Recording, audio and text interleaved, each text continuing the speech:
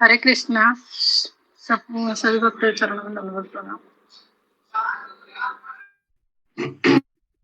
हम लोग प्रणाम माता जी। हरे कृष्णा। हरे कृष्णा सर, दंडवत प्रणाम। हरे कृष्णा। दंडवत प्रणाम माता जी। हरे कृष्णा। सभी भक्तों के चरणों में दंडवत प्रणाम। सभी भक्तों को मेरा दंडवत प्रणाम। दंडवत प्रणाम। हरे कृष्ण सभी माता जी को दंडवत प्रणाम। हरे कृष्ण सभी प्रभु जी को दंडवत प्रणाम।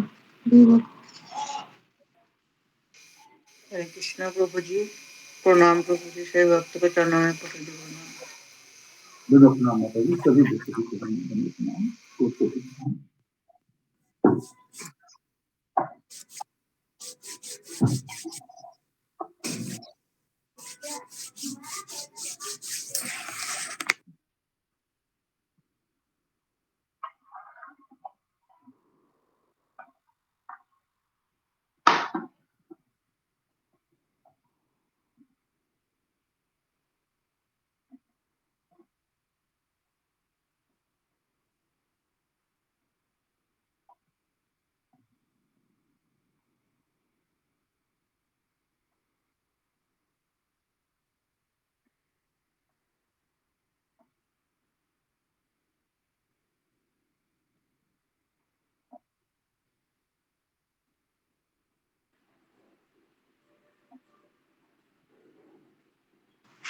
हरे कृष्णा सभी भक्तों को दंडवत प्रणाम। हरे कृष्णा। माता जी हरे कृष्ण प्रभु जी दंडवत प्रणाम। सभी भक्तों को दंडवत प्रणाम। सभी भक्तों के चरणों में दंडवत प्रणाम। हरे कृष्णा। हरे कृष्णा सभी को दंडवत प्रणाम। हरे कृष्णा माता जी दंडवत प्रणाम। हरे कृष्णा। हरे कृष्णा। दंडवत प्रणाम गुरु जी। हरे कृष्णा। हरे कृष्ण गुरु जी दंडवत प्रणाम। हरे कृष्ण गुरु जी दंडवत प्रणाम। सभी भक्त के चरणों में दंडवत प्रणाम। हरे कृष्ण गुरु जी दंडवत प्रणाम। सभी भक्तों को दंडवत प्रणाम। जी किसका टर्न था? टर्न पे जी गुरुदेव। जाको महापात्र माता जी। जाको माता जी। हरे कृष्णा।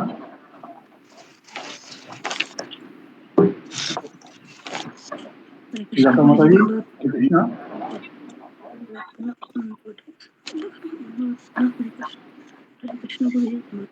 हरे कृष्णा प्रभु जी। हरे कृष्णा माता जी। दंडवत प्रणाम। दंडवत प्रणाम प्रभु जी। दंडवत प्रणाम। हरे कृष्णा। दंडवत प्रणाम प्रभु जी। हरे कृष्ण प्रभु जी। राधा माता जी आए तो होंगी। हरे कृष्णा माता जी। हरे कृष्णा। ओके नहीं आ रही है। ठीक है ज्वाइन तो किया हुआ है गुरु जी उन्होंने। ज्वाइन किया हुआ है। ठीक है अभी पता नहीं मुझे तो हम शुरू करते हैं। जी एक भजन गाता हूँ मैं।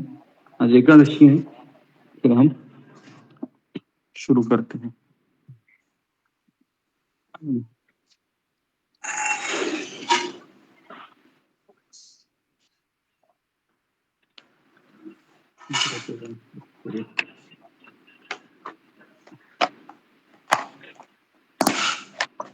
किसी का माइक चालू है? माइक को बंद कीजिए। इसका चालू है। हरे कृष्णा।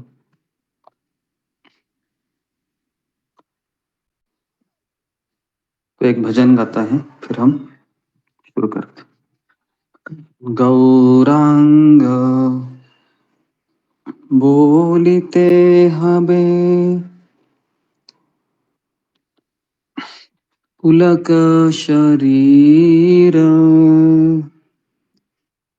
हरि हरि बोलिते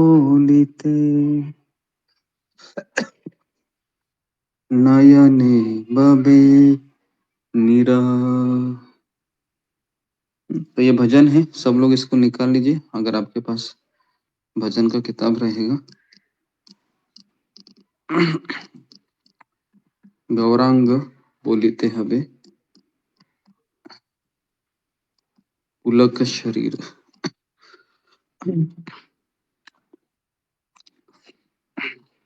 गौरांग बोलिते हबे पुलक शरीर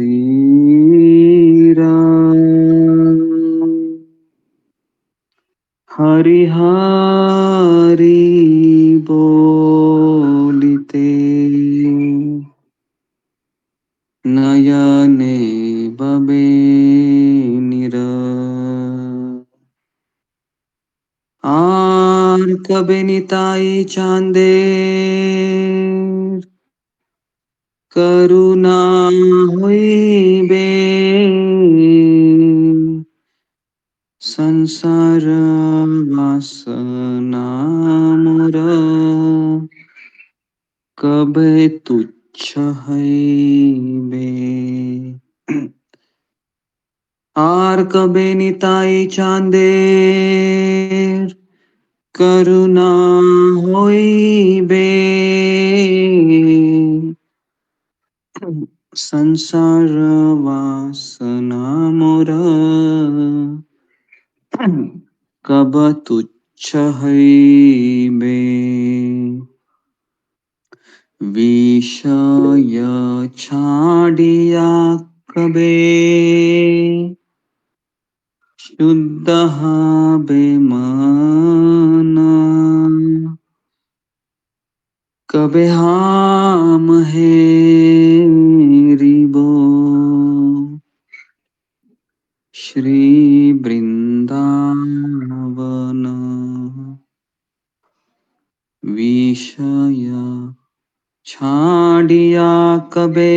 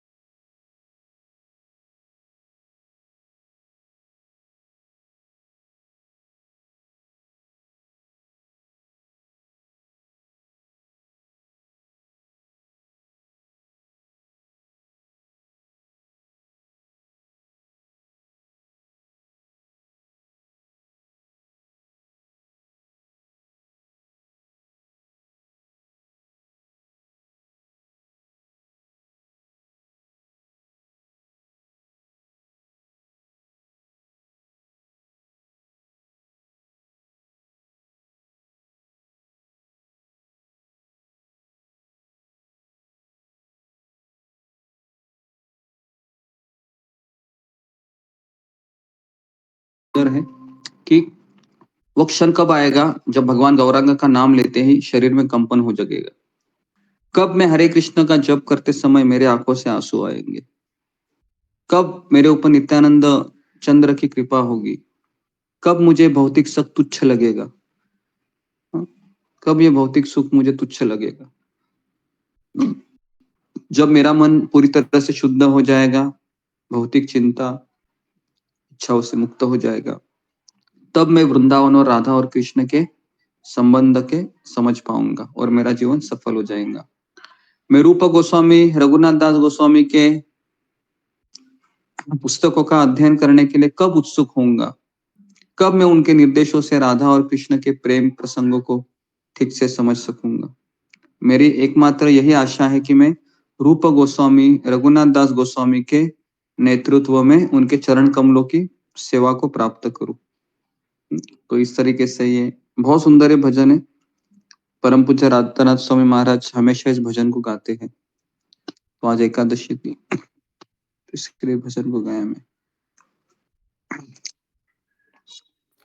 हरे कृष्णा गुरु जी, धन्यवाद प्रणाम। सभी भक्तों को धन्यवाद प्रणाम। हरे कृष्णा गुरु जी, दंडवत प्रणाम। सभी भक्तों दंडवत। हरे कृष्णा गुरु जी, धन्यवाद प्रणाम। धन्यवाद प्रणाम सभी भक्तों को धन्यवाद प्रणाम। हरे कृष्णा। ओके, तो हम आगे बढ़ते हैं। सफल एकादशी का महात्म्य बताने के पश्चात हम भागवत का दूसरा अध्याय पूरा करेंगे आज। ओम नमो भगवते वासुदेवाय। ओम नमो भगवते वासुदेवाय। ओम नमो भगवते वासुदेवाय। नारायणं नमस्कृत्यं नरं चैव नरोत्तमं देवीं सरस्वती व्यासं ततो जयामुदीरये। नष्टप्रायेषु भद्रेषु नित्यं भागवत सेवया भगवती उत्तम श्लोके भक्तिर्भवति नैष्टिकी। कृष्णाय वासुदेवाय देवकी नंदनाय च नंदगोपकुमाराय गोविंदाय नमो नमः। मुखं करोति वाचालं पंगुं लंघयते गिरिं यत्कृपातमहं वन्दे श्रीगुरुदीनतारिणम्। ॐ अज्ञानतिमिरन्धस्य ज्ञानाञ्जनशलाकया चक्षुरुन्मीलितं येन तस्मै श्रीगुरुवे नमः। नमो ॐ विष्णुपादाय कृष्णप्रेष्ठाय भूतले श्रीमते भक्तिवेदांत स्वामिन् इति नामिने। नमस्ते सरस्वती देवे गौरवाणी प्रचारिणे निर्विशेष शून्यवादी पाश्चात्य देशतारिणे। जय श्री कृष्ण चैतन्य प्रभु नित्यानंद श्री अद्वैत गदाधर श्रीवासादि गौर भक्त वृंद। हरे कृष्णा कृष्ण कृष्णा हरे हरे, हरे राम राम राम हरे हरे।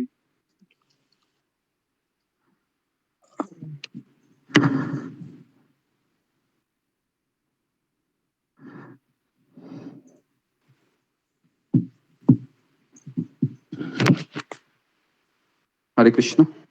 तो आज एकादशी है, तो सबसे पहले मैं एकादशी महात्म्य बताऊंगा। तो उसके पश्चात फिर हम भागवत के दूसरे अध्याय पे चर्चा करेंगे। हरे कृष्ण गुरु जी, आपके चरणों में दंडवत प्रणाम। सभी भक्तों के चरणों में दंडवत प्रणाम। हरे कृष्ण। ओके, तो जो लोग हैं कृपया करके अगर आप 9 बजे के बाद आते हैं तो माइक को अनम्यूट मत करो, ठीक है। खास करके सुधा गुप्ता माता जी, आपको ये मेरा आखिरी बार ये है ना। आप 9 बजे के पहले आप आइए, है ना, या जब मैं आता हूँ, क्योंकि उसमें बहुत डिस्टरबेंस होता है। ओके, तो आगे बढ़ते हैं। सफला एकादशी है ना। तो भक्त भगवान श्री कृष्ण कहने लगे कि हे धर्मराज, मैं तुम्हारे स्नेह के कारण तुमसे कहता हूं कि एकादशी व्रत के अतिरिक्त मैं अधिक से अधिक दक्षिणा पाने वाले यज्ञ से भी प्रसन्न नहीं होता हूं। तो भक्ति और श्रद्धा से युक्त होकर हे राजन, पौष कृष्ण एकादशी का महात्म्य तुम एकाग्र चित्त होकर सुनो। इस एकादशी का नाम है सफला एकादशी। इस एकादशी के भगवान श्री नारायण है और विधि पूर्वक इस व्रत को करना चाहिए। जो मनुष्य सदैव एकादशी का व्रत करते हैं वो मुझे अत्यंत प्रिय होते हैं। तो जी, तो हम एकादशी का व्रत क्यों करते हैं वैष्णव लोग? बताइए, फिंगर को रेज कीजिए, क्यों करते हैं? जी, हम वैष्णव लोग एकादशी क्यों करते हैं? जी, सुषमा गोराई। हरे कृष्ण गुरु जी, दंडवत प्रणाम, सरस्वती दंडवत प्रणाम। गुरु जी, कृष्ण और गुरु की प्रसन्न के लिए हम एकादशी व्रत करते हैं और भगवान के नजदीक रहने के लिए हम एकादशी व्रत पालन करते हैं। हरे कृष्ण। ओके जी, तो हम एकादशी व्रत इसलिए करते हैं ताकि हम कृष्ण प्रसन्न हो जाए और गुरु प्रसन्न हो जाए, और जिसके माध्यम से हमें भगवान की कृपा प्राप्त हो और हम भक्ति में आगे बढ़ते जाए। जी, क्या हम एकादशी व्रत इसलिए करते हैं ताकि मेरे घर में कुछ परेशानी है उसको शांत हो जाए, या फिर घर में कोई काम नहीं बन रहा है तो एकादशी महात्म्य किताब में ये बताया गया है कि एकादशी करने से जिसको संतान नहीं है उनको संतान होगा, जिनका जॉब नहीं लग रहा है उनको जॉब मिलेगा, है ना, जिनका शादी नहीं हो रही है शादी होगा। तो जितने भी भौतिक समस्याएं हैं ये भी सॉल्व हो जाती है। लेकिन हमारा जो वैष्णव भक्त होते हैं वह भगवान से दो ही चीजें मांगते हैं कि जन्म जन्मांतर है प्रभु मुझे संग दीजिए, और दूसरा, जब भी मैं जन्म लूं मुझे आपकी भक्ति प्रदान करे। तो बस ये दो ही चीजें हम मांगते हैं। तो इसके अलावा और किसी को हमारे ग्रुप में इच्छा है कि एकादशी व्रत करने का कोई दूसरा चीज में मैं चाहता हूँ जिससे मेरा एकादशी संपन्न हो? अगर आप चाहते हो तो उसमें कोई बुरी बात भी नहीं है, लेकिन वापस कह रहे हो सकाम कर्म में आता है। तो अगर हम सकाम कर्म में करते हैं तो फिर हम वापस इसी जन्म मृत्यु के चक्र से फंस जाएंगे एकादशी करने के बाद भी। जी, तो इसलिए हमें समझना चाहिए कि कष्ट है, दुख है, तकलीफें है, समस्याएं हैं, चिंताएं है, परेशानी है, कष्ट है, ये सब शरीर के लिए है या आत्मा के लिए है? ये सारी शरीर के लिए। तो जब तक शरीर है ये दुख रहेंगे, शरीर जाने के बाद ये दुख रहेंगे क्या? खत्म हो जाएंगे।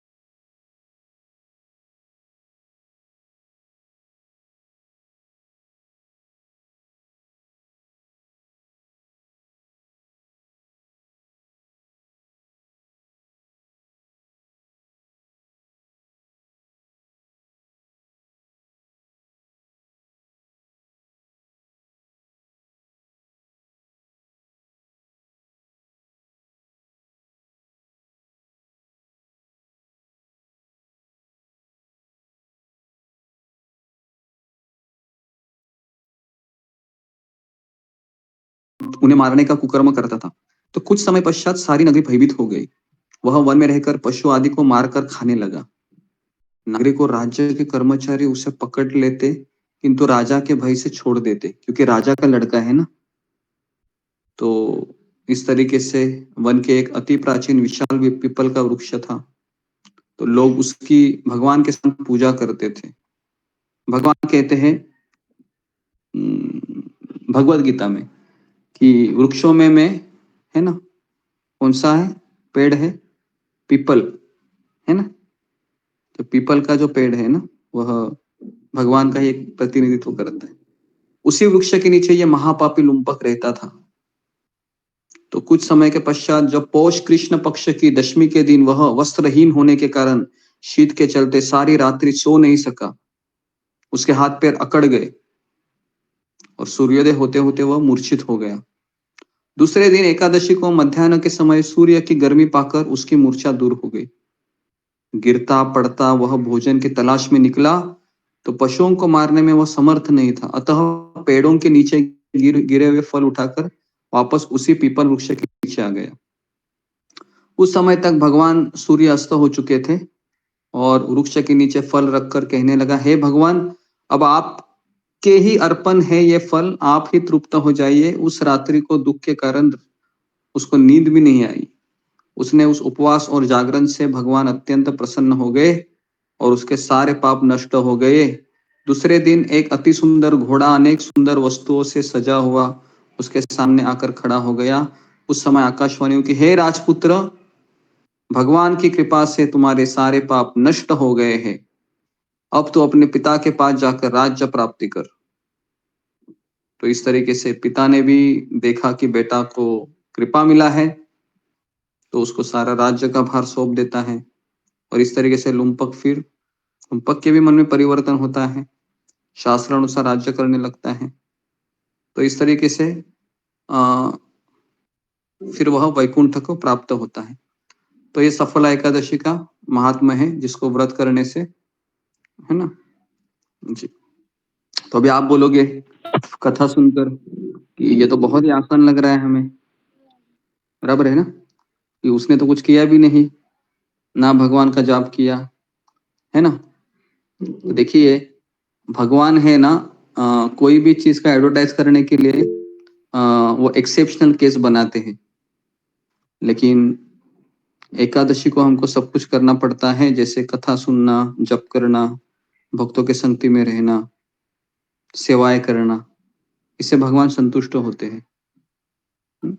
तो इसलिए कम से कम हम 15 दिन में एक बार एकादशी आती है, उस दिन हमें अधिक से अधिक समय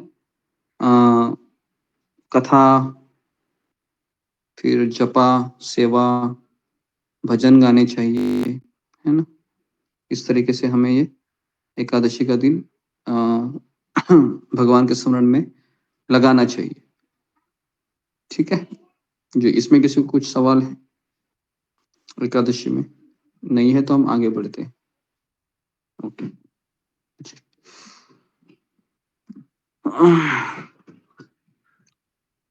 जी।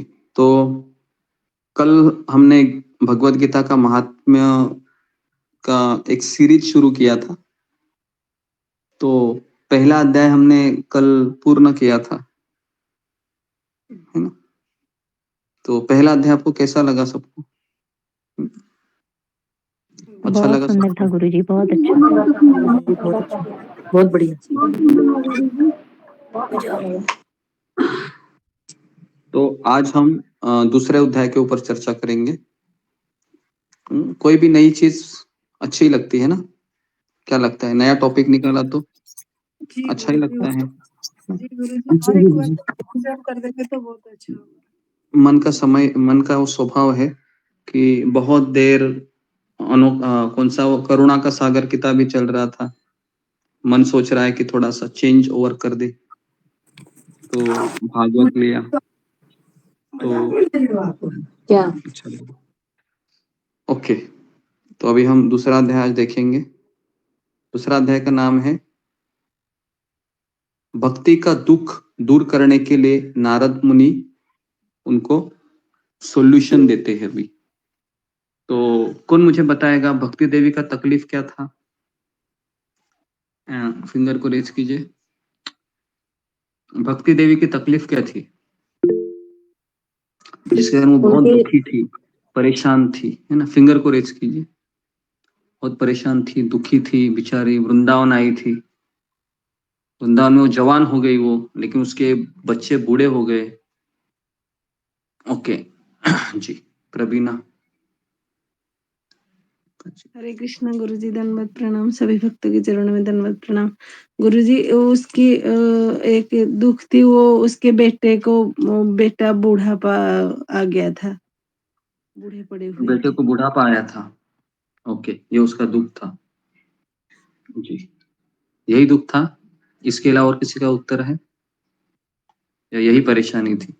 ठीक है, तो मोस्ट प्रोबेबली यही परेशानी थी उसकी कि वह सोचती रही थी कि मेरे बेटे हैं, बूढ़े हो रहे हैं, बेहोश हो रहे हैं, है ना? उसके बगल में बहुत सारी राजकन्याएं थी जो उनको पंखा कर रही थी। ये कौन थी वो राजकन्याएं?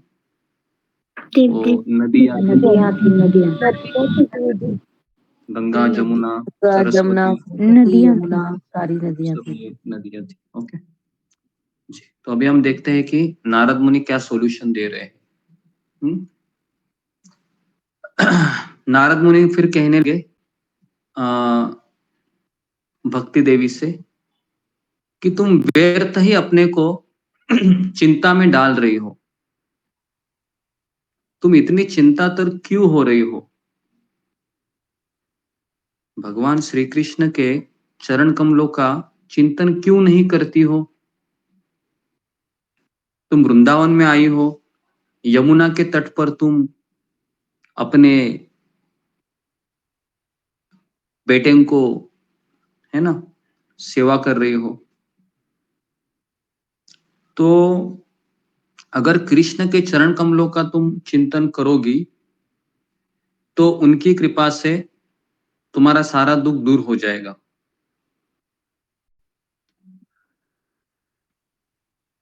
तो मैं तुम्हें कुछ उदाहरण देता हूं, सुनो भक्ति देवी।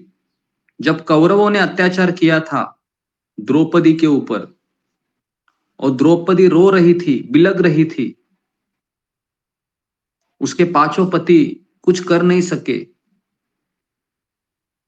पितामह भीष्म भी कुछ कर नहीं सके, गुरु द्रोण भी केवल देखते रह गए। रोती बिलखती द्रौपदी की रक्षा भी उन्हीं सुदर्शन चक्रधारी कृष्ण ने की। और तो और गोप सुंदरियों को भी जो अनाथ हुए थे, जो कौन था वो राजा? भौमासुर।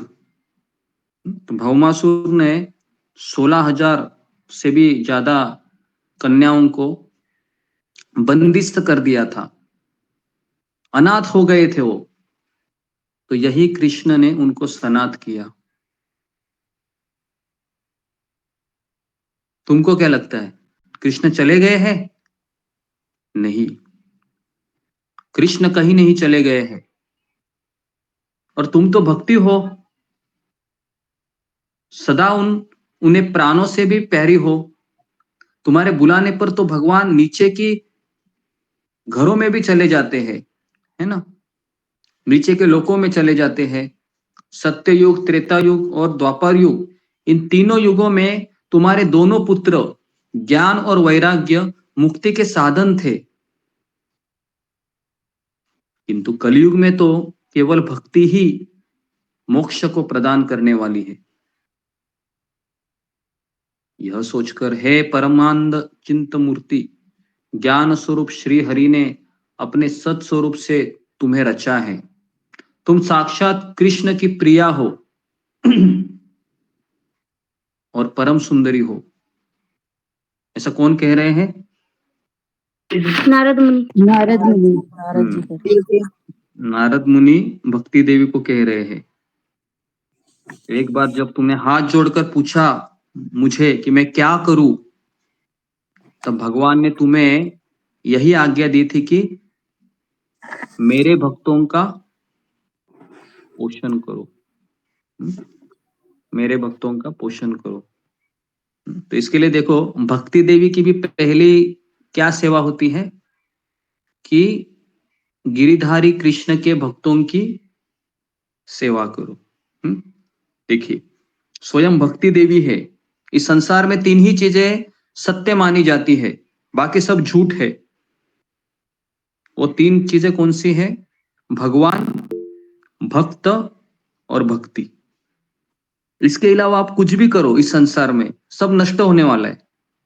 सब कुछ नष्ट होने वाला है, कुछ नहीं लेके जाएंगे हम। चाहे हमारा बहुत सुंदर घर हो, बहुत सुंदर पति हो, बहुत सुंदर बच्चे हो, बहुत सुंदर अलमारी हो, सब यहीं पर छोड़ के जाना है। केवल भगवान, उनकी भक्ति और उनके भक्त, यही शाश्वत है, यही शाश्वत थे और यही शाश्वत रहेंगे। तो नारद मुनि बार बार भक्ति देवी को उपदेश दे रहे हैं, और भक्ति देवी को भी पता था कि नारद मुनि के शिष्य कौन थे। प्रहलाद महाराज, ध्रुव महाराज, वाल्मीकि मुनि, मृगारी, ये सब किनके शिष्य थे? ये सब नारद मुनि के शिष्य थे। और भक्ति देवी को सब पता था, लेकिन एक भक्तों को भी सारा ज्ञान होता है गीता भागवत का, लेकिन जब परेशानी आती है ना, तो भूल जाता है वो, क्योंकि परेशानी उसके ऊपर इतनी हावी हो जाती है कि वो सोच ही नहीं पाता है कि इसका सॉल्यूशन मुझे पता है, लेकिन वो भूल जाता है। इसलिए एक डॉक्टर भी जब बीमार पड़ता है तो उसको ठीक करने वाला या उसको ठीक करने के लिए किसी दूसरे डॉक्टर के पास उसे जाना पड़ता है। भले वो डॉक्टर है, लेकिन क्या वो अपना इलाज कर सकता है? नहीं कर सकता है। तो इसीलिए हर एक भक्त को कम से कम एक भक्त उसके जीवन में होना चाहिए जो उसे उस संकट के समय बाहर निकाले। तो नारद मुनि बारंबार भक्ति देवी को कह रहे हैं कि तुम भूल गई हो कि तुम्हें साक्षात कृष्ण ने उपदेश दिया था कि मेरे भक्तों का पोषण करो। तुमने भगवान की यह आज्ञा स्वीकार कर ली है, इससे श्री हरि तुम पर बहुत प्रसन्न है। तुम्हारी सेवा करने के लिए मुक्ति को तुम्हें दासी के रूप में दे दिया है। तो भगवान कृष्ण ने मुक्ति देवी को भक्ति देवी की सेवा करने के लिए दिया है। इसके लिए जिसके पास भक्ति है, जिसने गुरु का शरण लिया है तन मन धन से, तो वो पहले से मुक्त आत्मा है। वो मुक्त आत्मा है। उसको भले ही लग रहा है लेकिन कुछ समय की ही देरी है ना, वो मुक्त होने वाला है।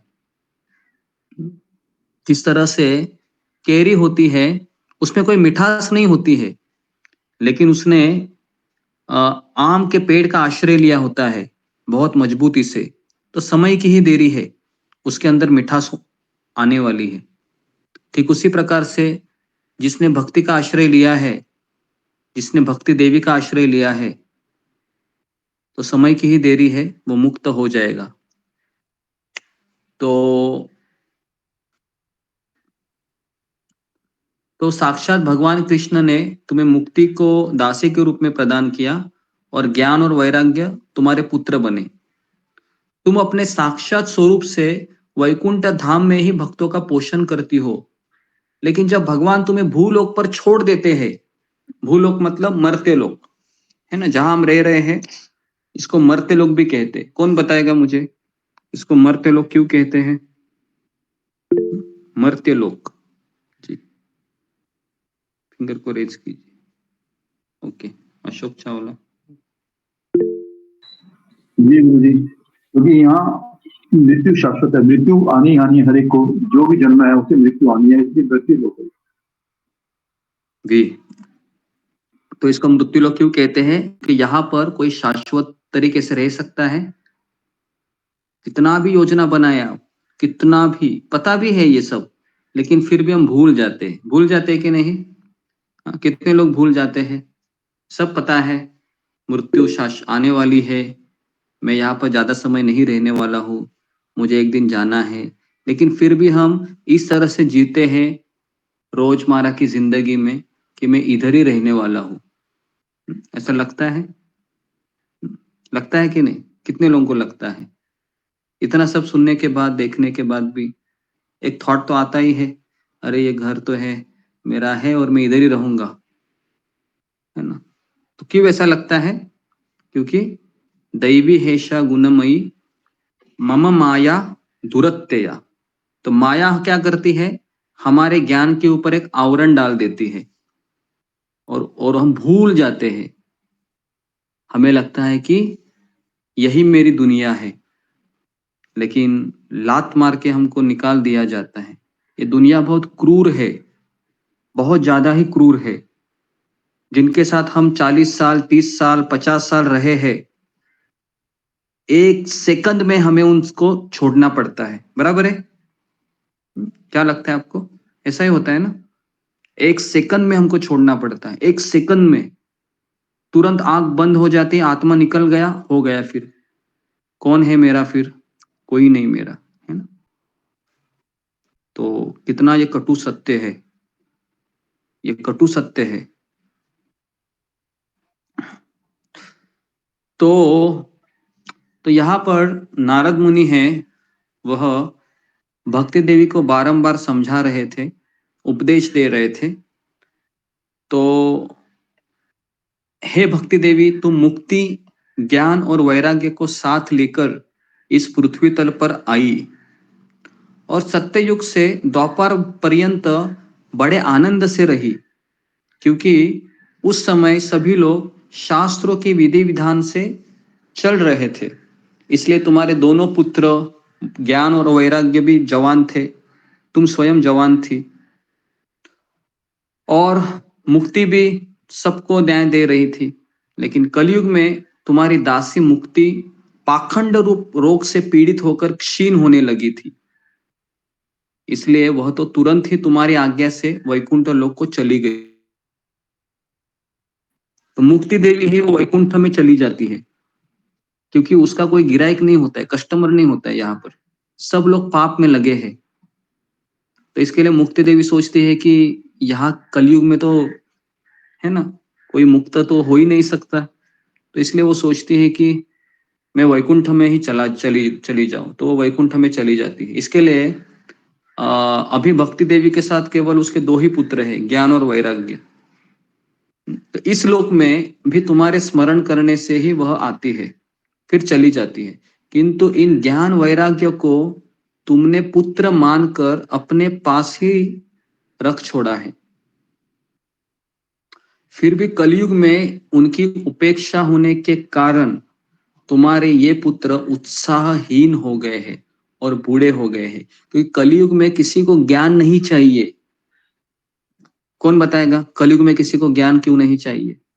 हाँ, फिंगर को रेज कीजिए। कलयुग में ज्ञान किसी को नहीं चाहिए, क्यों नहीं चाहिए? इसका एक लाइन में उत्तर है जी। ममता पाल। श्री कृष्ण गुरु दंडवत प्रणाम। सही वक्त के चरणों में दंडवत प्रणाम। गुरु जी, कलयुग में अगर सबको ज्ञान मिल जाते हैं तो जो मजा मस्ती की जो मनस्थिति है वो नहीं मिलेगा। ज्ञान मिल गया तो सभी भक्ति करने लगेगा, सुधर जाएगा। नहीं, ऐसा भी नहीं है जी। नेक्स्ट सुमिता सिंह। हरे कृष्ण गुरु जी, दंडवत प्रणाम। हरे कृष्ण सभी भक्तों को दंडवत प्रणाम। ये गुरु जी, मेरा भी यही आंसर था कि इंद्रिय तृप्ति के लिए शायद लोगों को एक लाइन में इसका उत्तर है जी। अनिल शर्मा। हरे कृष्ण प्रभु जी, कृष्ण भगवान ने गीता में ये कहा है कि जो मैंने ज्ञान दिया है वो मैंने सूर्य को दिया था, लेकिन धीरे धीरे वो लुप्त हो गया। नहीं, ये भी इसका उत्तर नहीं। इसका उत्तर पता है क्या है? कलयुग में सब लोग अपने आप को क्या समझते हैं?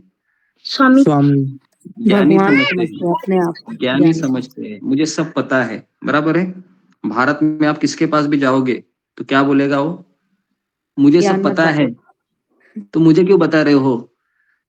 अरे तुम पहले पढ़ो, है ना, मैं तो ज्ञानी हूं। अरे जप करना, जप तो मेरा मन में ही चलता रहता है। तुम तो 16 माला करता है, मेरा तो चलता ही रहता है? बोलते कि नहीं ऐसे लोग? बहुत लोग हैं। तो इसके लिए ज्ञानी लोगों के भारत में कमी है क्या? नहीं, बहुत भरे हुए हैं ज्ञानी लोग। तो ज्ञान जी, ये जैसे हम लोग अपने आप को भोक्ता भी मानने लगे ना कि हम ही हैं, भगवान को नहीं मानते भोक्ता, खुद को भोक्ता मानने लगे। तो ओके, तो इस तरीके से कलयुग में तुम्हारे पुत्र है वह उनकी उपेक्षा हो गई, मतलब किसी को ज्ञान नहीं चाहिए, वैराग्य तो किसी को चाहिए। अगर मान लो कि कलयुग में सभी वैरागी बन गए तो क्या होगा? दुकानें चलेंगी, मॉल चलेंगे क्या? इतने बड़े बड़े जो मॉल है, बड़े बड़ी दुकानें हैं, डीमार्ट है, बिग बाजार है, अमेजॉन है, क्या चलेंगी ये? सब वैरागी बन गए तो? नहीं गुरुजी, कौन? परिवार सब भी नहीं बंद हो चलेंगे। जाएगा, है ना, सब बंद हो जाए। खास करके कॉस्मेटिक इंडस्ट्री है ना, जो शरीर को सजाने के लिए इतने सारे चीजें है ना, परफ्यूम है, ये है, वो तो सब बंद हो जाएगा, है ना। तो इसके लिए ज्ञान और वैराग्य है, कलयुग में काम नहीं करते हैं, है ना, इसके लिए बूढ़े हो गए हैं वो। फिर भी तुम चिंता न करो, मेरे पास इसके लिए उपाय है। तो भक्ति देवी जब ये सुनती है कि नारद मुनि ने मेरे को इतना कहा लेकिन उनके पास उपाय भी है, तो बहुत उत्साही हो जाती है वो। क्योंकि एक माँ के लिए अपने पुत्र है उसको बहुत प्रिय होते हैं, और खास करके माँ जवान है यहाँ पर पुत्र कैसे है? पुत्र बूढ़े है ना। तो इसलिए फिर कहते हैं नारद मुनि कि हे सुमुखी। सुमुखी का अर्थ क्या है? जिसके मुख को देखकर सुख मिलता हो। हाँ, सुख मिलता है, आनंद मिलता है ना। पता है ये शब्द सुमुखी और दुर्मुखी, है ना। दुर्मुखी मतलब कौन? जिसको देखने के बाद दुख मिलता है ना। तो है ना, ऐसा दुर्मुखी और सुमुखी। तो नारद मुनि कहते हैं हे सुमुखी, कली के समान कोई भी युग नहीं है। पता है तुमको? कली युग है ये सबसे पवित्र युग है। भक्ति देवी सोचती है ये क्या बोल रहे हैं नारद मुनि, सुनो मैं सच बोल रहा हूं। तो नारद मुनि कहते हैं कि कली के समान कोई युग नहीं है, इसी युग में तुम्हें घर घर में प्रत्येक पुरुष के हृदय में स्थापित कर दूंगा मैं। नारद मुनि कहते हैं मैं प्रत्येक पुरुष के हृदय में तुम्हें स्थापित कर दूंगा। देखो अन्य सब धर्मों को दबाकर और भक्ति विषयक महोत्सवों को आगे रखकर यदि मैंने लोक में तुम्हारा प्रचार न किया तो मैं हरि का सेवक नहीं हूं। ऐसे प्रतिज्ञा लेते हैं नारद मुनि। क्योंकि नारद मुनि भी किसको लेके साथ में घूमते हैं? भक्ति देवी को ही घूमते हैं ना, भक्ति देवी को ही घूमते हैं साथ में लेके। तो नारद मुनि जैसे जब शुद्ध भक्त है ना, एक बार शिला प्रभुपाद के शिष्य है, उनके सामने बैठे थे, सन्यासी थे, बड़े बड़े सन्यासी लोग बैठे थे, और प्रभुपाद जी ने उनको एक सवाल पूछा, आप में से कितने लोगों को ये श्रद्धा है कि कृष्ण ही पूर्ण पुरुषोत्तम भगवान है? 100% हाथ खड़ा करो करके। तो सारे सन्यासी एक दूसरे के पास देखने लगे। प्रश्न बहुत सिंपल था ना, कि आप में से कितने लोगों को ये दृढ़ विश्वास है कि कृष्ण ही पूर्ण पुरुषोत्तम भगवान है? किसी की हिम्मत नहीं हुई हाथ खड़ा करने की। पता है, अभी सन्यासी थे ये सब। क्यों नहीं हुई पता है? क्योंकि प्रभुपाद के सामने झूठ बोल सकते कोई? अपने गुरु के सामने है, जो है वो है। क्योंकि सब लोग वहां पर क्यों सन्यासी बने थे? क्योंकि उनके सामने कौन थे? प्रभुपाद जी थे, है ना? ये व्यक्ति है मेरे पास, इसके लिए मैं सन्यास लिया हूं। ये व्यक्ति चला जाएगा तो पता नहीं मेरा क्या होगा। तो प्रभुपाद ने फिर बहुत सिंह की तरह दहाड़ लगाई और कहा, अगर आप सबको ये विश्वास है कि कृष्ण ही पूर्ण पुरुषोत्तम भगवान है, तो हम केवल 18 दिनों में संपूर्ण जगत को कृष्ण भावनामय कर सकते हैं। प्रभुपाद जी ऐसे बोले। कितना? 18 दिनों में। सोचो। तो ये बहुत प्रश्न आसान लग रहा है, लेकिन ये बहुत कठिन प्रश्न है। बराबर है? क्या हमको सही में लगता है कृष्ण पुरुषोत्तम भगवान है? हम तो सत्संग में आते हैं, जपा कर रहे हैं, भक्तों को देख रहे हैं, इसके लिए कभी कभी लगता है अरे ये भी कर रही है, चलो भाई मैं भी कर लेता हूँ। एक दूसरे को देखकर थोड़ा उत्साह मिलता है हमें। बराबर है? अंदर से ऐसा कन्विक्शन है पूरी तरीके से कृष्ण ही है।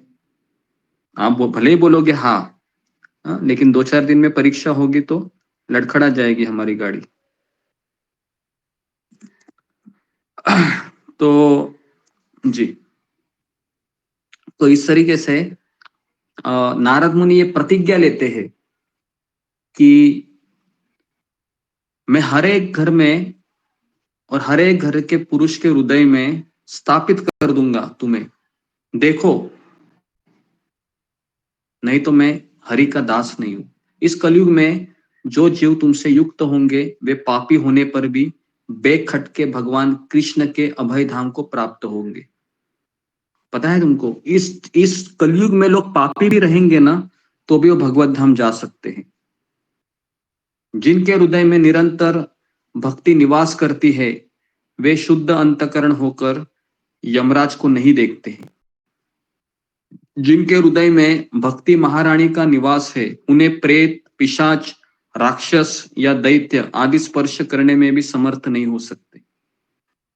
तो इसके लिए जो व्यक्ति कंठी माला पहनता है, तुलसी की माला खास करके, और हमेशा 4 नियम का पालन करता है और शिला प्रभुपाद जी से शिक्षा ले रहा है, तो इस व्यक्ति के आसपास कोई नकारात्मक शक्ति है ना, चाहे ब्लैक मैजिक क्यों ना हो, जादू टोना ही क्यों ना हो, या फिर कोई भूत पिशाच ही क्यों ना हो, नहीं आ सकता है अगर हमारा जीवन शुद्ध है तो। ऐसा मैं नहीं बोल रहा हूं, यहाँ पर लिखा हुआ है भागवतम महात्म्य में, है ना। तो आपको पता होगा जब भक्ति विनोद ठाकुर है जब प्रचार कर रहे थे, तो एक उनको एक जादू टोना या ब्लैक मैजिक करने वाला एक है ना सिद्ध पुरुष है ना, उनको मिला था। क्या उसका नाम था, भूल गया मैं। जो उनको बहुत सताता था वो, और वो इतना ब्लैक मैजिक करता था कि जब भक्ति विनोद ठाकुर ने उसको कहा कि अगर तुमने अपने आप को भगवान मानना बंद नहीं किया तो मैं तुम्हारा पर्दा फाश कर दूंगा, तो वो जो ब्लैक मैजिक करने वाले ने भक्ति विनोद ठाकुर के ऊपर अटैक किया। सबसे पहले अपने परिवार के ऊपर अटैक किया। उनकी पत्नी है वो बीमार पड़ गई, इतनी बीमार पड़ गई कि उसकी आंखें नहीं खुल रही थी, डॉक्टर भी समझ नहीं पा रहे थे ये क्या हो गया करके। तो भक्ति विनोद ठाकुर की पत्नी ने कहा कि आप छोड़ दीजिए ना उसको, क्यों उसके पीछे लगे, देखो हमारी परिवार की क्या दुर्दशा हो रही है। तो भक्ति विनोद ठाकुर ने कहा नहीं, मैं उस पाखंडी का पर्दा फाश करके रहूंगा। तो भक्ति विनोद ठाकुर फिर भागवतम लेके गए, यही भागवतम, और एक पेड़ के नीचे वो पढ़ने लगे, और उसके प्रभाव से ये हुआ, भागवतम के श्लोकों के प्रभाव से, कि उसका ब्लैक मैजिक करना बंद हो गया, है ना। और उसने भक्ति विनोद ठाकुर के ऊपर ही ब्लैक मैजिक छोड़ दिया, लेकिन भक्ति विनोद ठाकुर को वो कुछ नहीं कर सका, और वो उल्टा उसके ऊपर ही हावी हो गया जो उसने छोड़ा था, और उसी शक्ति ने उसको मार डाला केवल भागवत पढ़ने से। केवल भागवत पढ़ने से। तो इसलिए भागवत पढ़ना कोई साधारण कार्य नहीं है, हैं?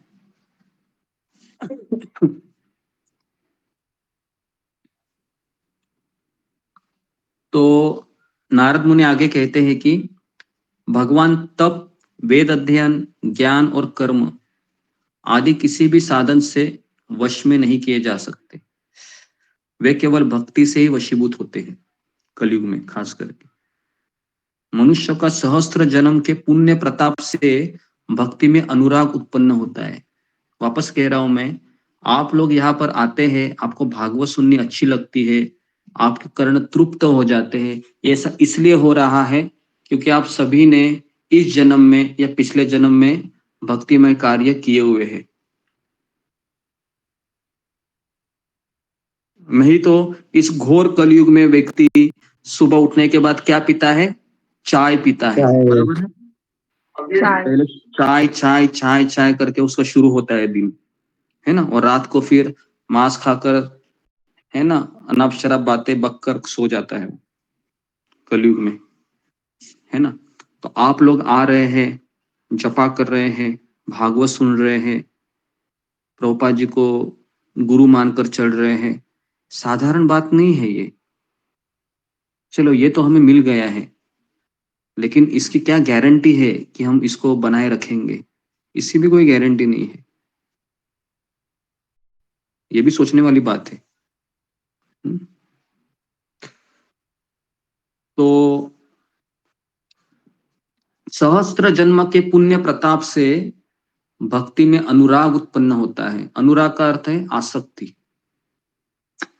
और कलयुग में केवल भक्ति ही सार है। भक्ति से तो साक्षात ब्रजेंद्र नंदन कृष्ण सामने उपस्थित हो जाते हैं।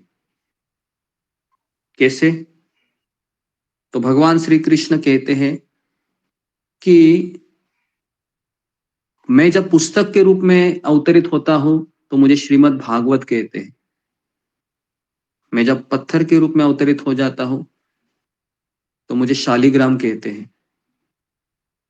मैं जब पर्वत के रूप में अवतरित होता हूं तो मुझे गोवर्धन कहते हैं। मैं जब जल के रूप में अवतरित हो जाता हूं तो मुझे यमुना कहते हैं। और वही कृष्ण जब मनुष्य के रूप में अवतरित होते हैं तो उसको आध्यात्मिक गुरु कहते हैं। तो इसलिए हमें आध्यात्मिक गुरु जब प्राप्त होते हैं वह भगवान श्री कृष्ण ही होते हैं हमारे सामने। उन्हीं की पुण्य प्रताप से हमें भगवान की उपस्थिति का दर्शन होता है। तो जो लोग भक्ति से द्रोह करते हैं वे तीनों लोकों में केवल और केवल दुख पाते हैं। कई लोग होते हैं इस संसार में जो स्वयं भक्ति नहीं करते हैं, और कोई भक्ति करता है तो उसको भी करने नहीं देते हैं। बराबर है, होता है ऐसा। स्वयं भी नहीं करते हैं और कोई घर में करना चाहेगा तो उसको भी कहते हैं मेरे घर में ये सब नहीं चलेगा, करना है तो घर के बाहर करो या कहीं दूसरी जगह चला जाओ, है ना। तो ये उनका डायलॉग होता है। ऐसा ही होता है ना, ऐसे होगा और क्या होगा।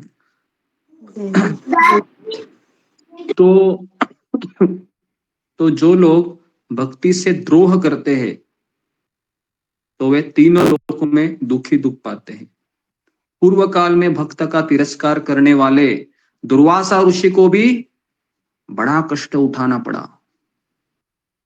उसने अम्बरीश महाराज की वाट लगाने की कोशिश की, और जब भक्त की वाट लगाता है तो कृष्ण कहते हैं मेरा सुदर्शन चक्र बिना मुझे पूछे ही उसके पीछे लग जाता है।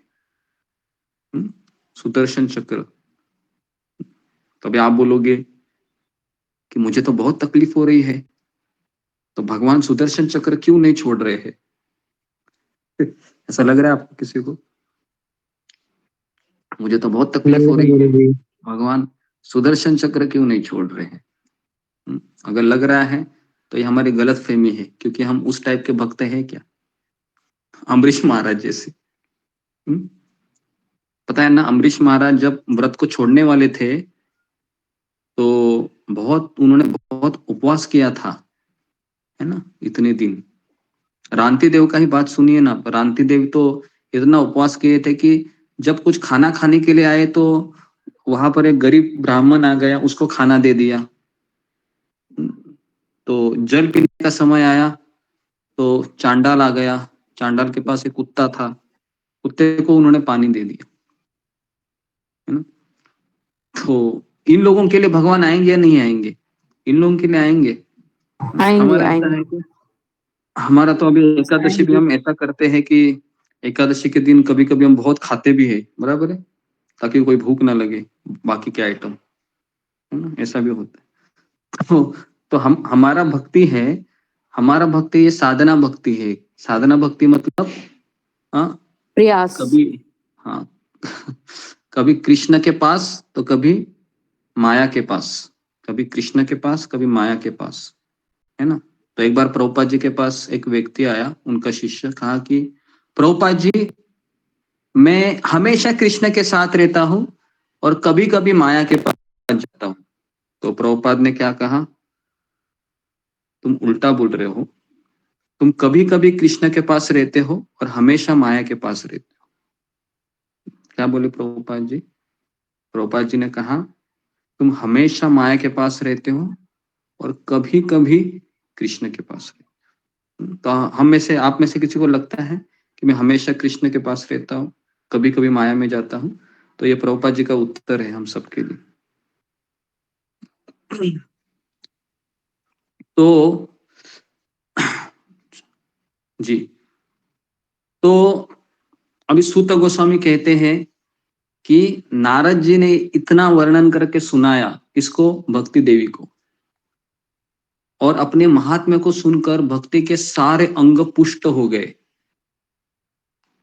और वो इस तरह से नारद मुनि को कहने लगी कि भक्ति ने कहा, हे नारद आप धन्य हो, आपकी भक्ति धन्य हो गई, आपकी मुझ में निश्चल प्रीति है, मैं सदा आपकी आभारी रहूंगी और मैं सदा आपके हृदय में रहूंगी, कभी आपको छोड़कर नहीं जाऊंगी। ऐसा कौन किसको कहती है? भक्ति देवी कहती है, नारद मुनि को कहती है कि मैं आपको कभी छोड़कर नहीं जाऊंगी, बराबर है। तो आप बड़े कृपालु है, आपने क्षण भर में मेरा सारा दुख दूर कर दिया है, किंतु अब मेरे पुत्रों में चेतना नहीं आई है, वो बेहोश हो गए हैं, कुछ कीजिए आप उन्हें शीघ्र ही सचेत कर दीजिए, जगा दीजिए। हे नारद जी मेरे ऊपर कृपा कीजिए, मेरे बच्चों के ऊपर कृपा कीजिए। सूत गोस्वामी कहते हैं भक्ति के वचन सुनकर नारद जी को बड़ी करुणा आई, है ना। तो भगवान के जो भक्त होते हैं ना, बहुत करुणामय है ना। और ऐसा देखा भी गया है, भगवान से भी ज्यादा करुणामय होते हैं भगवान के भक्त, है ना। और ये करुणा पता है कहाँ से आती है भक्तों के पास? वो आती है श्रीमती राधा रानी से। राधा रानी। तो राधा रानी से करुणा आती है। करुणामयी करी करुणा कोरीते सनक सनातन वर्णित चरिते, है ना, भजन में गाते हैं, राधे जय जय माधव दयिते गोकुल तारुण मंडल मोहिते। तो उसमें आता है करुणामयी करु करुणा कोरीते, करुणा करती है। और ये करुणा का स्रोत कौन है? श्रीमती राधा रानी है।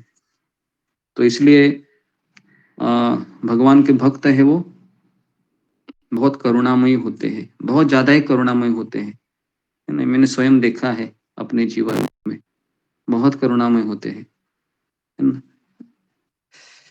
तो सूत गोस्वामी कहते हैं कि भक्ति के वचन सुनकर नारद जी को बड़ी करुणा आई और इसी करुणा को लेकर श्रील प्रभुपाद जी अमेरिका चले गए थे और इसी करुणा से आकर्षित होकर हिप्पी लोग श्रील प्रभुपाद से जुड़ गए। इतने जुड़ गए कि प्रभुपाद जी को पल भर भी छोड़ नहीं रख सकते थे। वो पल भर भी वो जी रहे थे प्रभुपाद जी का स्मरण करते हुए, वो खा रहे थे प्रभुपाद जी का स्मरण करते हुए, वो सो रहे थे प्रभुपाद जी का स्मरण कर रहे हो। तो करुणा है, इसके बिना भक्ति नहीं हो सकती है। चाणक्य पंडित कहते हैं कि जिस धर्म में करुणा नहीं है वो धर्म नहीं है, वो कुछ और ही है। जैसे अभी इस्लाम धर्म है, उसमें कुछ करुणा दिखाई देती है आपको? कोई करुणा नहीं है ना? नहीं गुरुजी, नहीं दिखाई। बकरे को भी काटते हैं और आतंक फैलाते हैं, किसी को भी मार देते हैं, तो वो धर्म है ही नहीं। जिस धर्म में करुणा नहीं, वो धर्म नहीं है। तो सूत गोस्वामी कहते हैं कि फिर उनके कान के पास मुंह लगाकर जोर से कहा, नारद मुनि ने क्या कहा? ओ ज्ञान, ओ वैराग्य, जल्दी जगो, जल्दी जगो। फिर उन्होंने बारंबार गीता के पाठ करके उन्हें जगाया, वेद ध्वनि वेदांत घोष करके जगाया। इससे वे जैसे ही तैसे बहुत जोर लगाकर उठे, किंतु आलस्य के कारण वे दोनों भाई जम्भाई लेते रहे और नेत्र जब खोले तो देख भी नहीं सक रहे थे। उनके बाल बगुलों की तरह सफेद हो गए थे। उनके अंग प्रायः सूखे काठ के समान निस्तेज और कठोर हो गए थे। किसके? ज्ञान तो इस प्रकार भूख प्यास से मारे अत्यंत दुर्बल होने के कारण उन्हें फिर नींद आ गई और फिर वो धीरे धीरे धीरे धीरे सो गए। को बहुत चिंता हो गई और वे सोचने लगे, अब मुझे क्या करना चाहिए? इनकी यह नींद, इससे भी बढ़कर उनकी वृद्ध अवस्था कैसे दूर हो? शौनक जी इस प्रकार चिंता करते करते वे भगवान का स्मरण करने लगे। ऐसा कौन कह रहा है बीच में? सूत गोस्वामी, है ना? सूत गोस्वामी शौनक आदि ऋषियों को कह रहे, नारद मुनि चिंता करते करते वे भगवान का स्मरण करने लगे। जब भक्त चिंता में पड़ता है तो वो किसका स्मरण करता है? भगवान भगवान का। और हम जब चिंता में पड़ते हैं तो हम किसका स्मरण करते हैं? माया का। बैंक बैलेंस, हमारे खाते में कितने पैसे हैं, क्या करें अभी। तो इसलिए नारद मुनि जैसे भक्त भगवान को प्रिय होते हैं।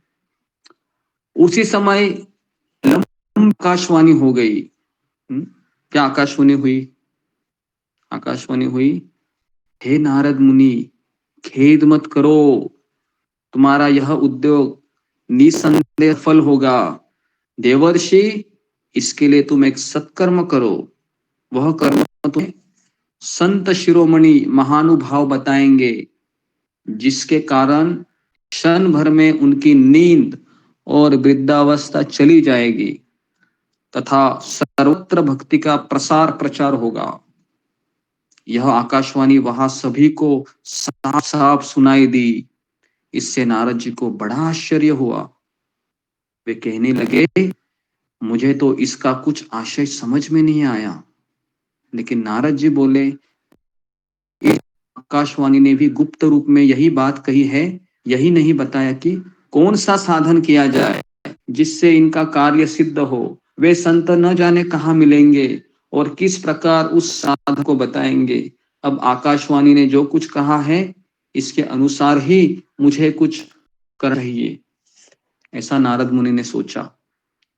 सूत गोस्वामी कहते हैं, हे जी, तब ज्ञान और वैराग्य दोनों को वही छोड़कर नारद मुनि वहां से चल पड़े।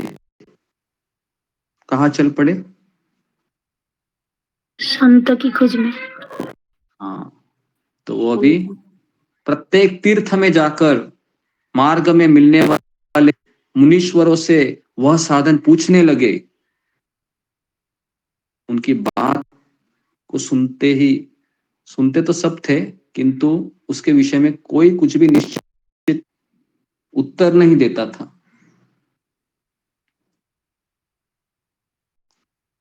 बड़ा ओके।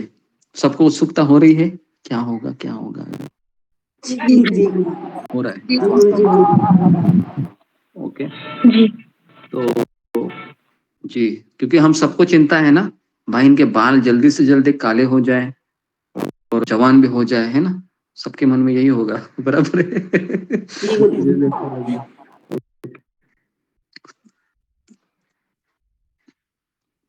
तो तो नारद मुनि को जो कोई रास्ते में मिलते थे सबको पूछते थे कि हाँ इसका साधन है, लेकिन कोई उत्तर नहीं दे पाता था। किन्होंने उसे असाध्य बताया, कोई बोले इसका ठीक ठीक पता लगना ही कठिन है, कोई सुनकर चुप रह गए, और कोई तो अपनी अवज्ञा होने के भय से बात को टाल टूल कर खिसक गए। त्रिलोकी में महान आश्चर्यजनक हाहाकार मच गया।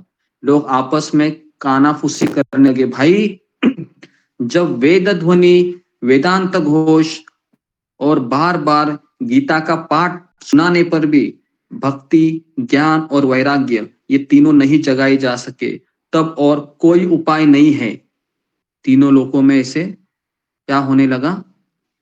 कानाफूसी। पता है कानाफूसी को क्या कहते हैं? आप तो सब जानते होंगे, है ना? कानाफूसी मतलब चुगली। हाँ, चुगली। चुगली हो सकता है, या फिर की बात है। जी जी, पता है एक कान में बोलते हैं ना, पता है मैं तुमको कुछ बताना चाहती हूँ, किसी को मत बताना, हम दोनों में रहेगा सीक्रेट। सुना है आपने? इसको कहते हैं कानाफूसी। तो ओके, तो इस तरीके से तीनों लोकों में ऐसी बातें होने लगी। ज्ञान और वैराग्य जग ही नहीं रहे हैं।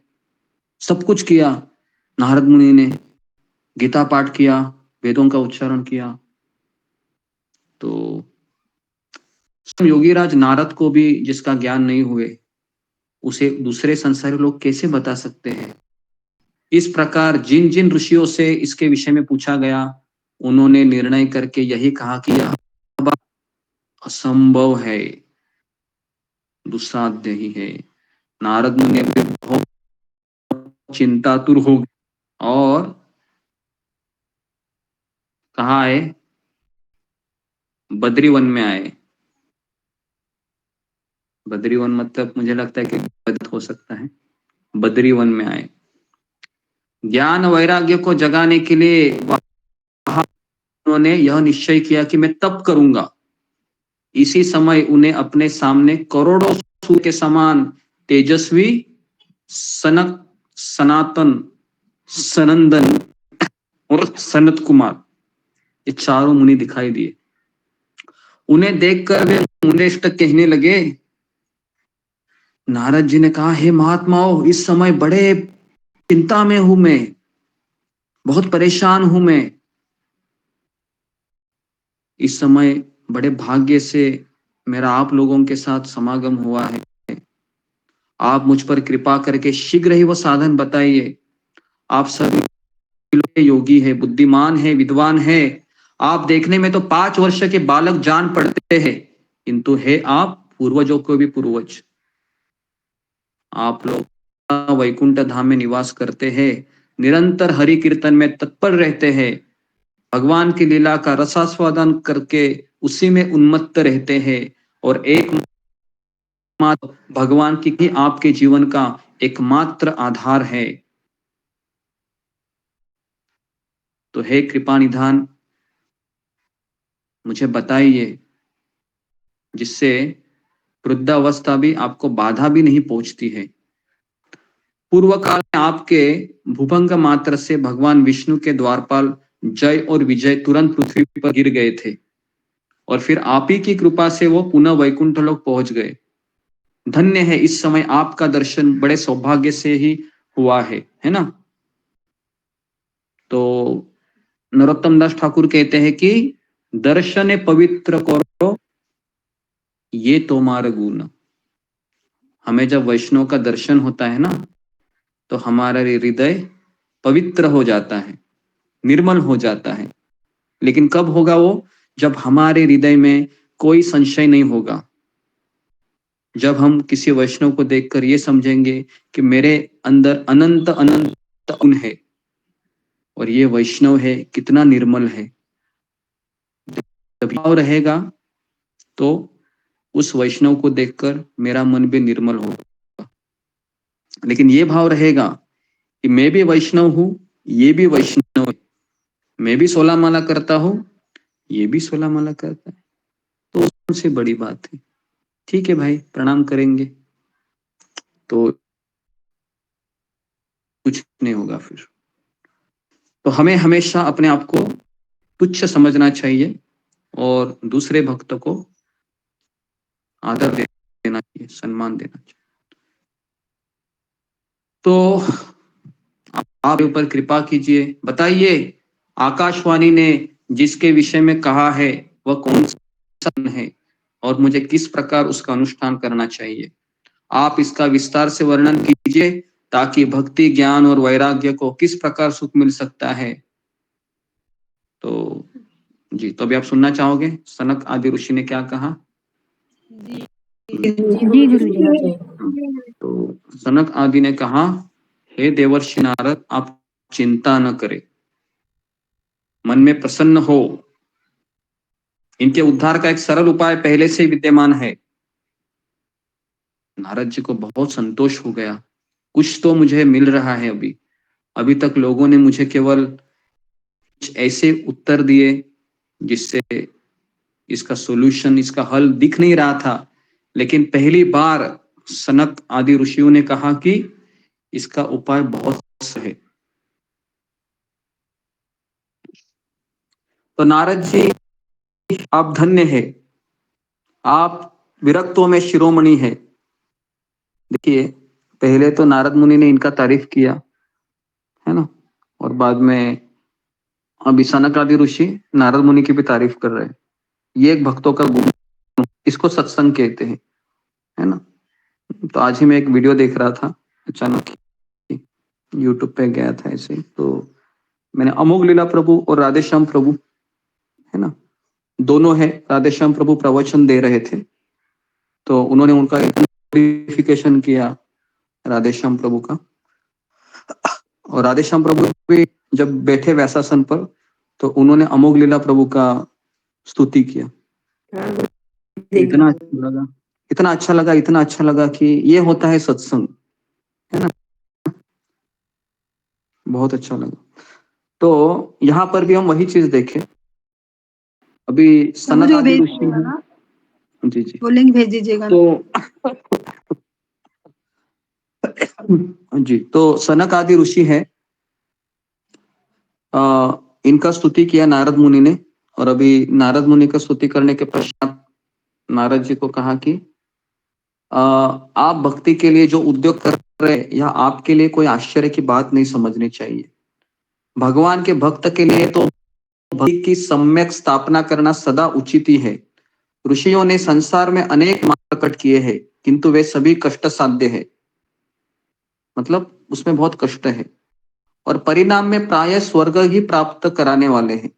इतना सब करने के बाद भी स्वर्ग ही मिलता है।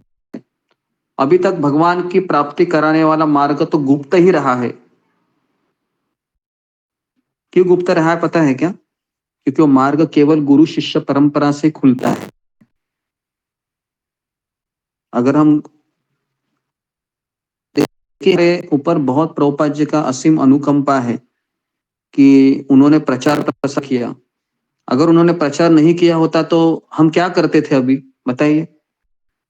हम ऐसे ही कोई व्रत वगैरह करके बैठ जाते थे, है ना, बस हो गया। विश्वासों में रहते।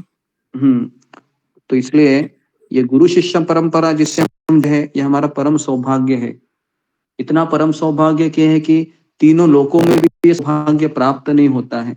स्वर्ग के देवी देवता भी भारत में जन्म लेना चाहते हैं और श्रील प्रभुपाद के परंपरा में, है ना, हरे कृष्ण भक्त का एक कार्य करना चाहते हैं।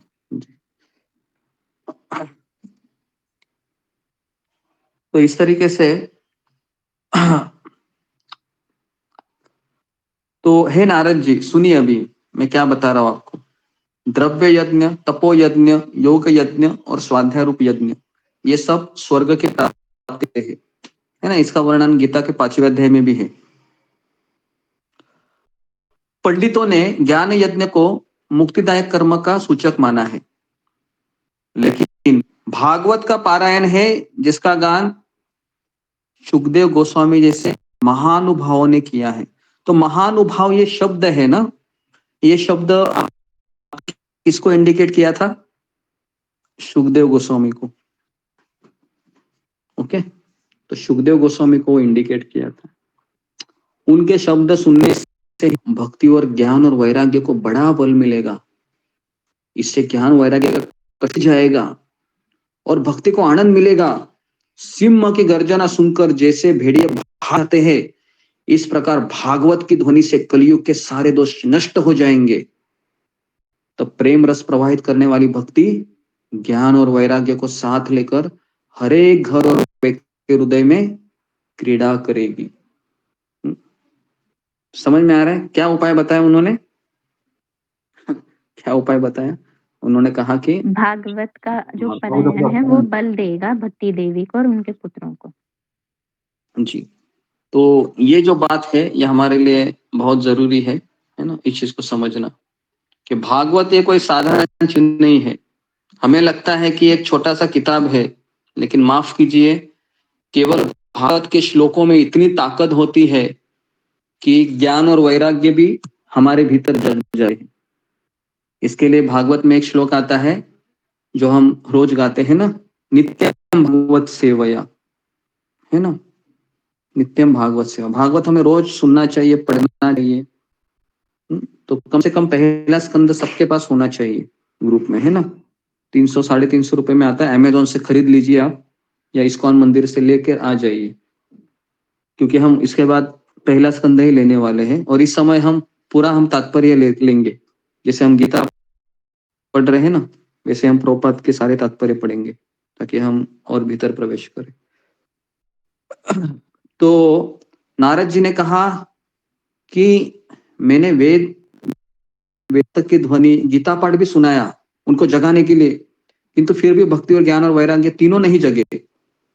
ऐसी स्थिति में भागवत कैसे सुनाऊं मैं उनको, क्योंकि वो तो सोए हुए हैं। तो इसका अर्थ क्या है? भागवत सुनना है तो क्या करना चाहिए? मिनिमम क्वालिफिकेशन में जगे रहना चाहिए, जगे रहना चाहिए। तो आप सब लोग जगे हुए हैं? जगे हुए हैं? जगे, क्योंकि प्रभुपाद कहते थे कि भागवत कक्षा इतनी मीठी होती है कि झपकी लग जाती है ना, इससे, क्योंकि सुबह 4 बजे उठे रहते हैं और भागवत झपकी लगने के चांसेस होते हैं। तो ये प्रश्न किया नारद मुनि ने सनक आदि को, कैसे ये जगेंगे? तो आप लोग शरणागत वत्सल है तथा आपका दर्शन कभी व्यर्थ नहीं हो। मेरा ही संदेह आप दूर कीजिए ना, विलंब मत कीजिए कृपया करके। सनक आदि ने कहा, भागवत कथा वेद और उपनिषदों के सार से बनी है। इसके लिए उनसे अलग उनकी फल रूपा होने के कारण वह बड़ी उत्तम जान पड़ती है। फल प्रकार रस वृक्ष की जड़ से लेकर शाखा पर्यंत रहता है, किंतु इस स्थिति में आस्वादन नहीं किया, वही अब अलग होकर फल के रूप में आ जाता है, तब संसार को प्रिय लगने लगता है। क्या? रस। दूध में घी रहता है, किंतु उस समय उसका अलग स्वाद नहीं मिलता है। जब वो अलग हो जाता है तो दूध में घी प्राप्त होती है।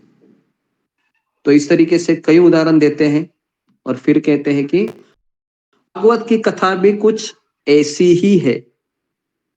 यह भागवत पुराण वेदों का सार है।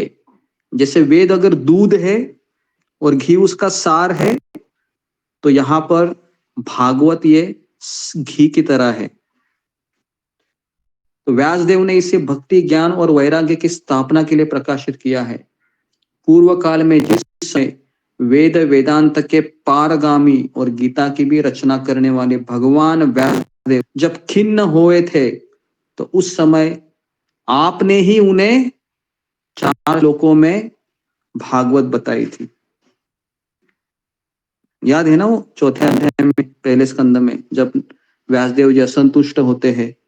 उन्होंने महाभारत है, 4 वेद है, उपनिषद है, 18 पुराण है, सबका रचना किया, फिर भी उनके मन में असंतुष्टि हो रही थी। फिर उन्होंने भागवत की रचना की नारद मुनि से कहने के ऊपर। और सनक आदि ऋषि वही बात कर रहे हैं कि आप ही ने तो उन्हें भागवत रचने के लिए कहा था और आप ही भूल गए हो। फिर इसमें आपको आश्चर्य क्यों हो रहा है? आप मुझसे प्रश्न कर रहे हो, आपको तो इसका उत्तर स्वयं पता है। आप उन्हें शोक और दुख का नाश करने वाले भागवत पुराण को सुनाइए। नारद जी ने कहा, हे महानुभाव, आपका दर्शन जीव के संपूर्ण पापों को तत्काल नष्ट कर देता है और जो संसार दुख रूप दावानल से तपे हुए हैं उन पर शीघ्र ही शांति की होती है। मैं आपके निरंतर शेष के सहस्त्र मुखों से गाए हुए भागवत कथा का अमृत ही पान करते रहता हूं। मैं आपकी शरण में आया हूं। आप जैसे पुण्य आत्माओं का सत्संग बहुत सौभाग्य से मिलता है ना। तो इस तरीके से यहाँ पर यह अध्याय कंप्लीट होता है और कल हम तीसरा अध्याय में जाएंगे जिसमें अभी भक्ति के कष्ट की मुक्ति होगी और नारद मुनि अभी कैसे करते हैं ये हम कल देखेंगे कि सनक आदि ऋषि से उनको ये फॉर्मूला मिल गया है ना। कभी कभी हमको पता होता है लेकिन हम भूल जाते हैं, बराबर है, भूल जाते हैं कि नहीं। समस्या आने के बाद हमें वही प्रश्न उत्तर हमने सत्संग में सुने होते हैं लेकिन हम भूल जाते हैं, उस समय नहीं याद आते हैं। होता है, कई बार होता है। जैसे नारद मुनि ने देखो, भागवत नारद मुनि ने ही सुनाया था, किनको? व्यासदेव जी को। और फिर व्यासदेव जी ने लिखा और फिर सुखदेव गोस्वामी को बताया। अभी सनक आदि कर रहे हैं कि आप ही ने तो ये कहा था और आप ही इसको भूल गए। तो इसलिए भक्तों का संग होना बहुत जरूरी है हमारे जीवन में। बराबर, हम सब लोग याद तो रखते हैं, सुनते भी हैं, लेकिन भूल जाएंगे जल्दी। तो इसलिए हमें नियमित रूप से सत्संग करना चाहिए। ओके, तो यहाँ पर मैं रुकता हूँ। किसी का कुछ प्रश्न है इसके ऊपर? तो हम एक प्रश्न लेते हैं।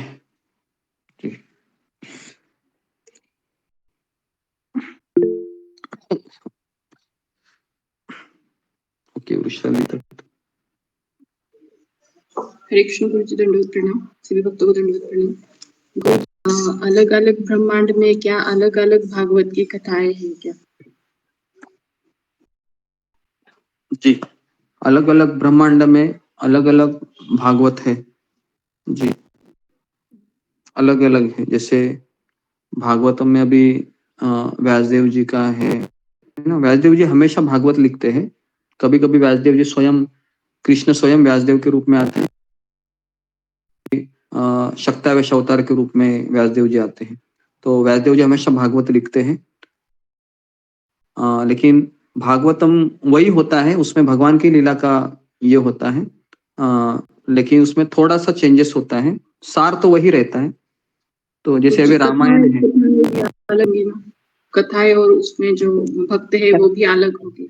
नहीं, कथाएं वही रहती है मोस्टली। से अभी ये भगवान के अवतार है, लीला अवतार, गुण अवतार, फिर शक्तावेश अवतार, युग अवतार, यही अवतार रिपीट होते रहते हैं सत्ययुग से कलयुग तक।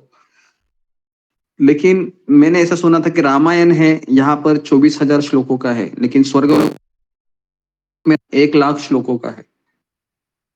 तो देवता लोगों का किताब बड़ा होता है, लेकिन अभी उसमें से एक्स्ट्रा क्या है ये मुझे पता नहीं है। तो अलग अलग लोकों में यही भागवत है, यही रामायण है, यही शास्त्र है, ये थोड़ी ज्यादा क्वांटिटी में रहते हैं। लेकिन ये सारी चीजें हमें गुरु शिष्य परंपरा से प्राप्त होती है ना। तो इसलिए हमें गुरु परंपरा से जुड़ना बहुत जरूरी है जी। ओके, सुमिता सिन्हा। तब भी वो सकाम भक्ति करते हैं प्रभु जी? कहाँ से तब भी वो सकाम भक्ति करते हैं, मतलब इतने खास? कैमरा ऑन करके पूछो शीनू मिश्रा और हैंड रेस करो सुमिता सिन्हा। हरे कृष्ण गुरु जी, दंडवत प्रणाम। ये मेरा क्वेश्चन है कि जैसे कि आपने बताया था कि ये जो है यमराज और बाकी चीज पोस्ट होता है, भक्ति देवी पोस्ट होती है कि वो कोई जीवात्मा होते हैं या नहीं नहीं, संभंगी शक्ति होती है? भगवान की एक शक्ति होती है, जैसे एकादशी है ना। एकादशी भी एक स्त्री है, बराबर है, जिसका हमने कथा सुनाया था ना आपको। एकादशी, जो एकादशी गुफा भी थी ना, हम बद्रीनाथ में गए थे तो याद है आपको, दिखाया था हमने, एक डाला था हमने एकादशी, जो भगवान के शरीर से प्रकट होती है ना, राक्षस को मारने के लिए एकादशी। तो ये भी भक्ति देवी, मुक्ति देवी, ज्ञान, वैराग्य, ये सब एक व्यक्ति है। समझ में आया? ये कंसेप्ट नहीं है। हमें लगता है कंसेप्ट है ना, ज्ञान वैराग्य लेकिन मुक्ति देवी भी एक लेडीज है, ज्ञान और वैराग्य पुरुष के रूप में है ना, एक बॉडी फॉर्म है, लेकिन ये सब आध्यात्मिक है ना। ये क्या कोई जीवात्मा है गुरुजी की भगवान की शक्तियां ही है? भगवान की शक्तियां है, ये जीवात्मा नहीं है। ये एक परमानेंट पोजीशन है, शाश्वत उनका देह है ना। अगर वैकुंठ लोक का वो मैप में दिखा आपको, गोलोक वृंदावन का चार्ट, उसमें अगर आप जूम करोगे ना तो आपको वैकुंठ में देखो, ज्ञान और वैराग्य है, नारायण को चामर और मोरपंख कर रहे हैं वहां पर, है ना। ज्ञान और वैराग्य वहां पर आपको दिखेंगे, बॉडी फॉर्म है उनका, चतुर्भुज रूप है। ओके ओके जी, चिनू मिश्रा। जी, हरे कृष्ण प्रभु जी, दंडवत प्रणाम। आपने बताया था कि मतलब 1,00,000 मतलब रामायण है 1,00,000 श्लोक की, फिर भी वो लोग मतलब सकाम भक्ति करते हैं इतने बड़े-बड़े शास्त्रों। नहीं, जरूरी नहीं है, सभी लोग सकाम भक्ति नहीं करते हैं, देवी देवता, कुछ लोग वहां पर शुद्ध भक्ति करते हैं। लेकिन अधिकतर देवी देवता ये सकाम भक्ति में आते हैं। जैसे अभी और कौन से, जैसे अभी बहुत सारे ऐसे देवता हैं जो पर शुद्ध भक्ति भी करते, क्योंकि गुरु शिष्य परंपरा वहां पर भी अवेलेबल है। भगवान ने सारे लोक में गुरु शिष्य परंपरा रखी है। इवन पाताल लोक में भी जाओगे, वहां पर आपको भक्तों का संग मिलेगा, लेकिन पता नहीं वो किस तरह से होगा। तो हर एक लोक में भगवान की पूजा होती है, हर एक क्षेत्र में भगवान की पूजा होती है, तीनों लोकों में। तो प्रभु जी, जितने जीजाबाई हुए, कर्माबाई हुई, तो ये भी गुरु शिष्य परंपरा? बहुत से भक्त सुने मैंने, जैसे जीजाबाई, कर्माबाई है, खिचड़ी खाते थे भगवान, तो ये गुरु शिष्य परंपरा थे। मीराबाई है। मीराबाई के बारे में मुझे इतना पता नहीं है, लेकिन मीराबाई का पहला जन्म में वो गुरु स्वीकार किए थे। इस जन्म में तो कोई गुरु नहीं दिखते उनके, मीराबाई के, लेकिन पिछले जन्म में वो, उनके पिछला जन्म रहा है जिसमें गुरु का स्वीकार किया होगा।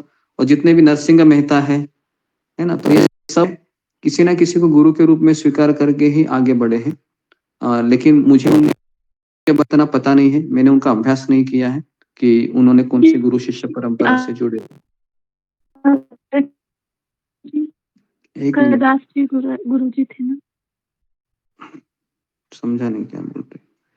ओके, मीरा जी दास गुरु जी हैं। मीराबाई का होगा, मुझे पता नहीं, लेकिन रूप गोस्वामी है। हाँ, एक बार मीराबाई है, वो रूप गोस्वामी को मिलने आई थी। मैंने कहा था इसका आपको, मैं रूप गोस्वामी को मिलने आई थी वृंदावन में। तो रूप गोस्वामी ने क्या कहा था कि मैं इससे मिलता नहीं हूँ। रूप गोस्वामी, जीव गोस्वामी, मुझे लगता है जीव गोस्वामी, हाँ जीव गोस्वामी से, हाँ जीव गोस्वामी, जीव गोस्वामी से मिलने आई थी। जरूर सुनाइएगा हम। तो जीव गोस्वामी कहते हैं कि मीराबाई को मैसेज दिए किसी उनके एक सेवक के द्वारा कि मैं स्त्रियों से मिलता नहीं हूँ। तो मीराबाई ने क्या उत्तर दिया मीराबाई ने इंटरेस्टिंग उत्तर दिया। मीराबाई ने कहा कि मैंने तो सुना है वृंदावन में एक ही पुरुष रहता है तो उन्होंने ऐसा उत्तर दिया। तो फिर जीव गोस्वामी समझ गए कि मेरी गलती है करके, कि मैंने अपने आप को पुरुष समझ रहा हूं मैं। फिर वो उनके पास जाकर उन्हें मिले। तो मीराबाई भी बहुत बुद्धिमान थी, है ना, साधारण तो हो नहीं सकती, क्योंकि जब उसने जहर पिया था तो भगवान काली पड़ गई, है ना, तो पूरा समर्पित थी वो। लेकिन हमारी गुरु शिष्य परंपरा में मेरा इतना नहीं है उल्लेख, प्रभुपाद जी ने भी कभी इतना जिक्र नहीं किया है, एक ही स्टोरी मुझे पता है।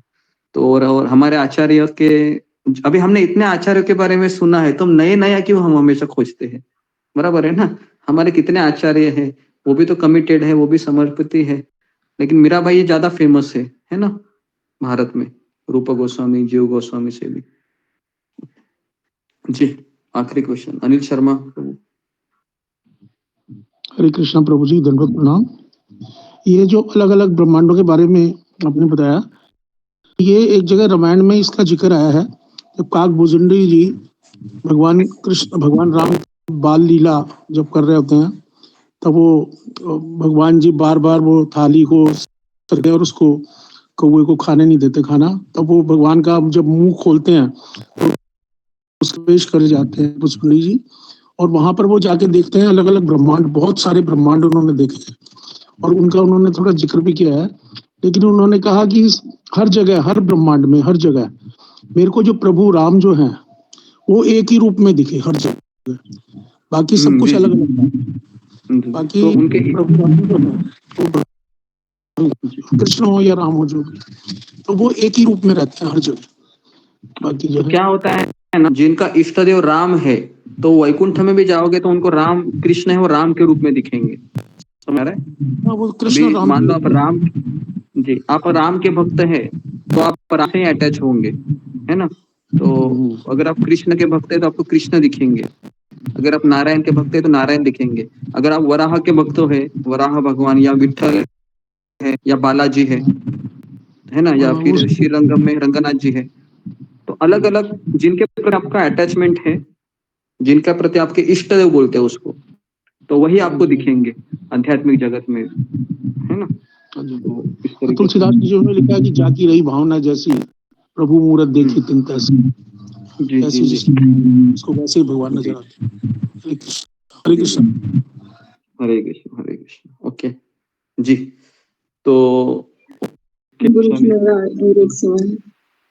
गुरु जी यहाँ आपने बताया कि नारद मुनि जी ने श्रीमद् भगवत गीता का भी ज्ञान और वैराग्य को बताया, मगर फिर भी उनकी मूर्छा से वो बाहर नहीं आए, तो क्या भगवत गीता से वैराग्य और ज्ञान की प्राप्ति नहीं होती?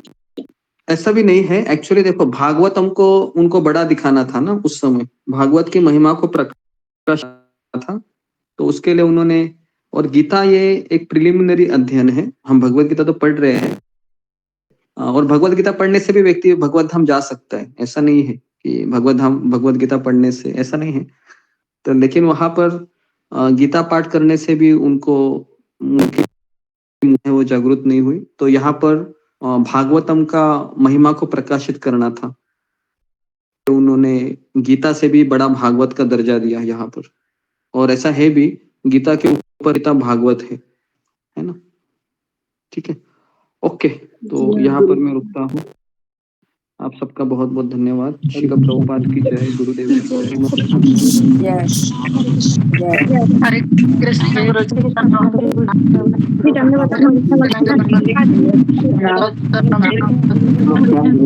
गुरु जी, माता जी दंडवत प्रणाम। हरे कृष्ण गुरु जी, दंडवत प्रणाम। हरे कृष्ण रंजना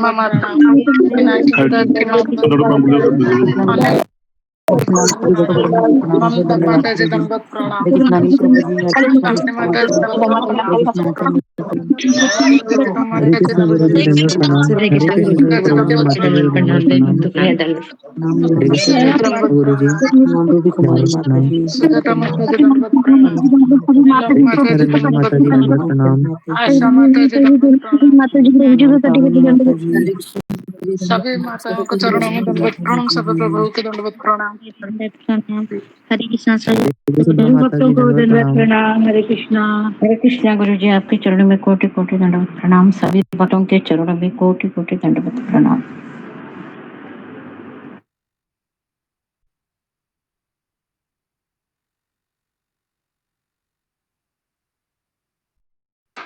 हरे कृष्णा गुरु जी, आपके चरणों में मेरा दंडवत प्रणाम, सभी भक्तों के चरणों में मेरा दंडवत प्रणाम।